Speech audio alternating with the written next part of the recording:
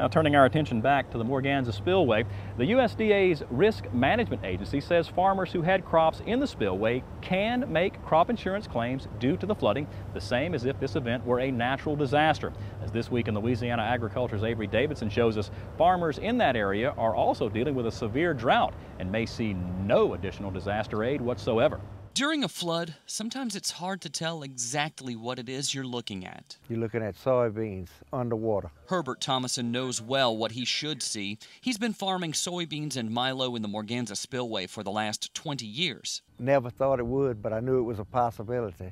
This is what Thomasson says he knew was a possibility, that the U.S. Army Corps of Engineers would open the Morganza spillway and allow water from the Mississippi River to flow at a rate of up to 600 cubic feet per second. Now, as hyacinths float 3 feet above his soybean crop, Thomasson knows from the experts he stands to lose more than $600,000 because of the crops destroyed here. This is the highest value crop we've probably ever had in our lifetimes in terms of commodity prices.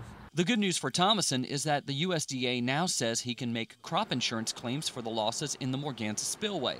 But this is not the only place Thomasson is losing the battle with Mother Nature. These beans hadn't done anything since they came up. It's too dry. Thomasson says that's because the 1,100 acres he grows outside of the spillway has not seen significant rain since April 20th. I mean, we still have time. We have plenty of time if we can get a rain to make a crop.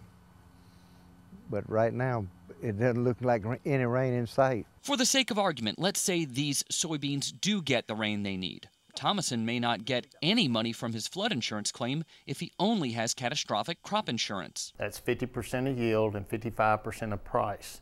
If you had a great crop outside the spillway and lost everything inside the spillway and half your production normally came from the spillway, you could conceivably get nothing. As if the drought and the flood were not bad enough, Thomasson also has to worry about all of the wildlife fleeing the Morganza spillway, coming straight into his fields where they have nice fresh beans to eat. From the air, you can see deer escaping the water. It's because of all these losses. Some are hoping the federal government can come through with extra disaster payments, but that may be as likely as rain this week. Ad hoc disaster payments are getting more and more difficult to get. Disaster legislation has been increasingly difficult to obtain in the last several years.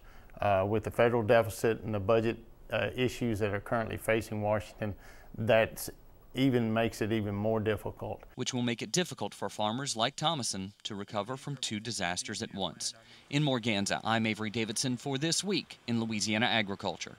Herbert Thomasson says if his crop does not get a significant rain between now and mid-June, he could lose it all. As for the areas in the Morganza spillway, Dr. Paul Carell with the LSU Ag Center says it could be years before farmers can replant, depending on how much sediment is left behind after the floodwaters recede.